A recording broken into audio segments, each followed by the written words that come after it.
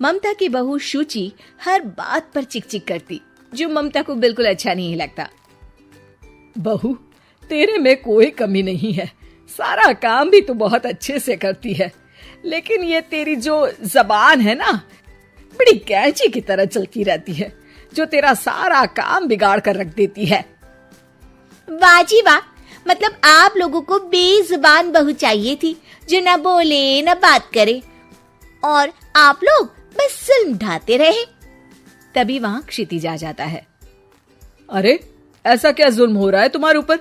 माँ सही कह रही है, मैं खुद तुम्हारी चलती जबान से परेशान हो गया हूँ। अब तो शुचि का पारा 7वें आसमान पहुंच जाता है। वाह जी वाह, अब आप भी, क्या नहीं किया मैंने आपके लिए, अपना सब कुछ दांव पर लगा दिया, लेकिन आप भी अपनी माँ की जबान बोलने लगे। अरे यार, कैसी बात बोल रही हो? माँ की जबान, बीवी की जबान, अरे मेरी तो कोई जुबान है ही नहीं जैसे। देखो शुचि, माँ से बुरा व्यवहार मैं पसंद नहीं करूंगा। अब क्या था, माँ के सामने अपनी हुकूमत कम होती देख शुचि को माँ से नफरत होने लगती है। अगले दिन शुचि माँ के कमरे में जाती है। माँ, ये लीजिए गर्म पानी। पानी रखकर वो चली जाती है, लेकिन जैसे ही माँ गरारा करने लगती है, हाय रे, मैं तो जल गई। अरे पानी इतना गर्म क्यों दिया शुचि? मेरा तो पूरा का पूरा मुंह ही जल गया।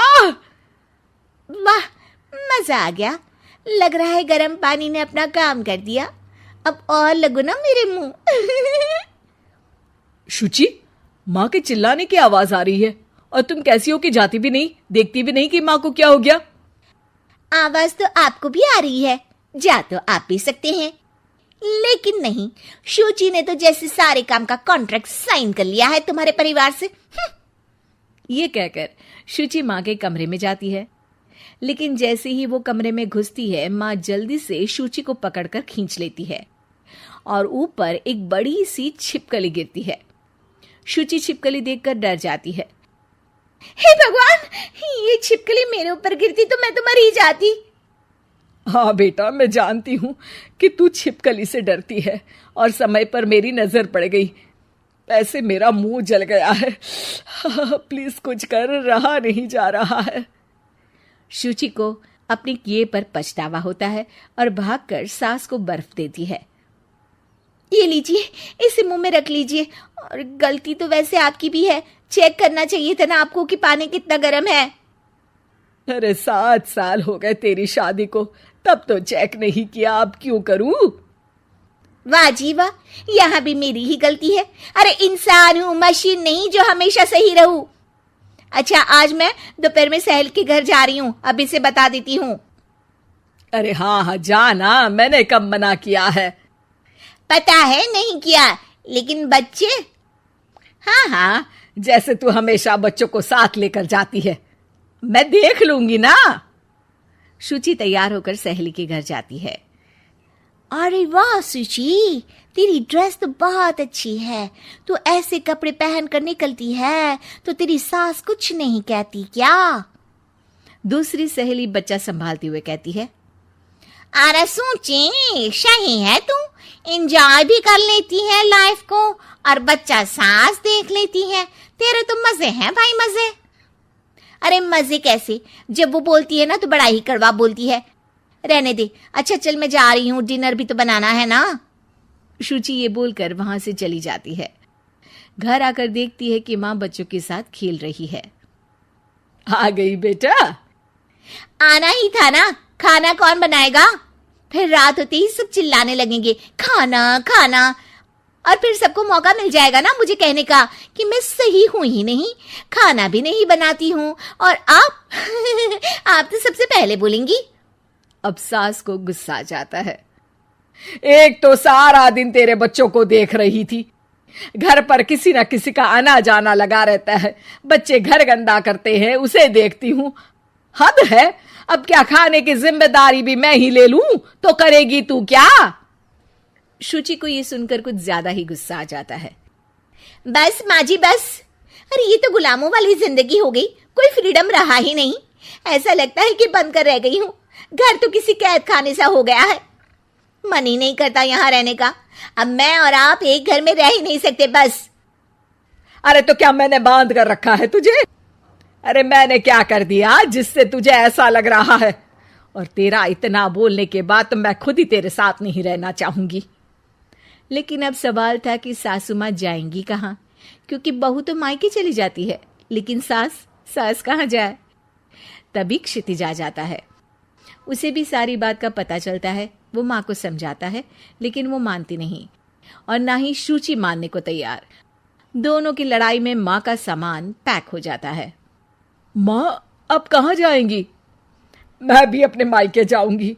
माना मेरे माता पिता नहीं रहे, लेकिन भाई भाभी से भी तो मायका होता है ना। और सास निकल जाती है मायके। बस फिर क्या था, शुचि सुबह सुबह गर्म पानी लेकर माँ के कमरे में जाती है, लेकिन वहां माँ नहीं होती। हाँ, चलो अच्छा है, अब ये रोज रोज के काम से तो बची। ये कहकर वो कमरे में जाती है जहां अक्सर माँ बैठी रहती थी। कमरा खाली खाली लग रहा है। तभी उसकी सहेली का फोन आ जाता है। अरे सुची, बहुत अच्छी सेल लगी है। कौड़ियों के दाम में ब्रांडेड कपड़े, जूते और बैग मिल रहे हैं। चलो ना चलते हैं। वाह रे वाह, ठीक है मैं आती हूँ। अब तो कोई टेंशन है ही नहीं, सासू माँ भी नहीं है, अब तो मजे से घूमूंगी। अरे मजे से तो तू पहले भी घूमती थी, लेकिन सास नहीं है तो बच्चे कौन देखेगा? और तुझे तो पता है ना, मॉल्स में बच्चों की एंट्री बैन है कोरोना के कारण। अरे तो फिर कैसे आऊंगी मैं? सेल तो बस आज के लिए है, कल खत्म। शुचि को बड़ा रोना सा आता है। फिर वो जब दिन में खाना खाने बैठती है, वो भी अकेले अकेले तो कोई खाना भी नहीं खाया जाता। मैं नहीं खा रही माँ के बिना।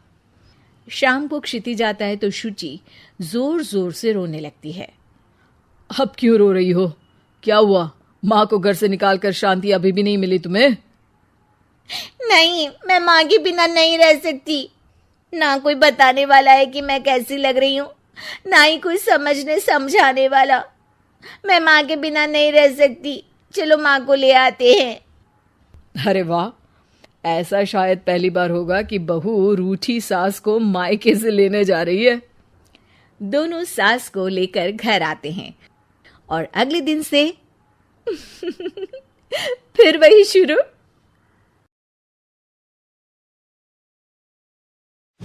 निधि की शादी किशन नगर में जतीन के साथ हो जाती है। उसकी 2 सास थी, एक तो उसकी सास और एक उसकी दादी सास। निधि स्वभाव में बड़ी ही चंचल स्वभाव की थी और ये बात उसकी सास को बिल्कुल पसंद नहीं थी। एक दिन निधि हेडफोन लगाकर गाने सुन रही होती है और नाच रही होती है। तभी उसकी सास वहाँ आ जाती है। It's the time to disco, कौन मिले देख किसको, It's the time to disco। निधि जैसे ही मुड़ती है, उसकी सास वहाँ खड़ी होती है। वो अपनी सास को देखकर नाचना बंद कर देती है। मम्मी जी, मैं ना बस थोड़ा। नहीं नहीं बहू, और नाचो, पूरे दिन रात एक कर दो प्रैक्टिस में। क्या है ना, तुम्हें तो डांस इंडिया डांस में जाना है ना। Dance India dance? नहीं नहीं मम्मी जी, वो तो मैं बस ऐसे ही। हाँ हाँ पता है, तुम ऐसे ही ठुमके मार रही हो, नाश्ता तो बना रही है अब तक। ओह, बस मम्मी जी मैं जा ही रही थी बनाने। तभी वहाँ निधि की दादी सास आ जाती है। अरे बहू, जरा मेरे कमरे में तो चल, तेरा चश्मा नहीं मिल रहा है।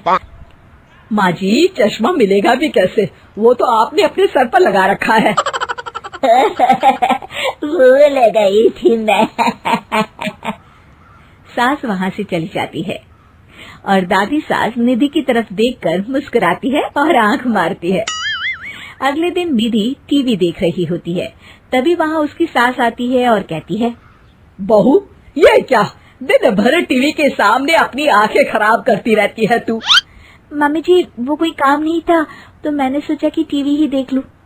अच्छा, काम नहीं था? कोई नहीं, रात में घर में कुछ रिश्तेदार आ रहे हैं, उनका खाना बनाना है। चलिए बहुरानी जी। हैं? कितने लोग आ रहे हैं मम्मी जी? यही कोई 10-12 लोग होंगे। अभी से ही लग जाओ काम पर, समझी? उनकी खातिरदारी में कोई कमी नहीं रहनी चाहिए। सास वहां से चली जाती है। बाप रे, 10-12 लोग, इतने लोगों का खाना, इतना खाना तो एक साथ मैंने कभी नहीं बनाया। निधि रसोई में जाती है और सब्जी काटना शुरू करती है। सब्जी काटते हुए काफी वक्त बीत जाता है। तभी उसकी सास आती है। ये क्या, अभी तक सब्जी ही काट रही है? अरे अभी तक तो सब्जी बन भी जानी चाहिए थी। जल्दी जल्दी हाथ चलाओ बहू, मैं जरा मार्केट जा रही हूँ। सास चली जाती है। इतना सारा काम है और खुद अकेले ही करना पड़ रहा है मुझे। निधि सब्जी काटने के बाद आटा गूंदना शुरू करती है तो देखती है कि आटा खत्म हो गया है। आटे के पैकेट ऊपर वाले स्लैब में रखे हैं। उफ़, एक काम और बढ़ गया। निधि आटा निकालने के लिए स्टूल पर चढ़ती है और पैकेट उतारने लगती है। तभी उसका बैलेंस बिगड़ता है और सारा आटा उसके ऊपर गिरता है। हे भगवान, मर गई रे, ये तो सारा आटा ही गिर गया। अब क्या करूं? आज तो सासू माँ से बहुत डांट पड़ेगी।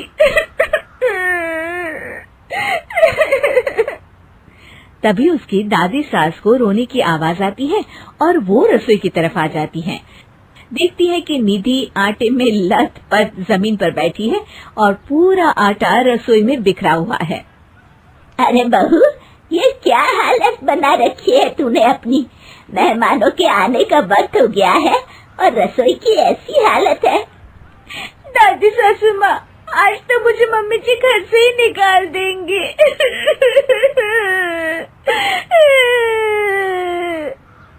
ओफो, रोना बंद भी करो और जल्दी से सफाई शुरू करो। चलो, खाना मैं बना देती हूँ। निधि सफाई में लग जाती है और दादी सास झटपट सारा खाना बना देती है। रात में सारे मेहमान खाने पर बैठते हैं। लीजिए ना, आज तो सारा खाना हमारी बहू ने बनाया है। सब खाना शुरू करते हैं। कैसा लगा आप लोगों को बहू के हाथ का खाना? खाना तो बहुत ही अच्छा बना है। हाँ हाँ, और ये पालक पनीर तो बहुत ही अच्छा है। ये सुनकर निधि बहुत खुश हो जाती है और अपनी सास की तरफ देखती है तो देखती है कि उसकी सास तो कुछ भी खा ही नहीं रही होती। अरे मम्मी जी, आप लीजिए ना, मैं परोसती हूँ आपको। ये लीजिए पालक पनीर और ये लीजिए रोटी। सास जैसे ही खाने का निवाला खाती है तो अपनी बहू की तरफ देखती है। कैसा बना है खाना मम्मी जी? सास दादी सास की तरफ देखती है। अब बहुत अच्छा खाना बना है।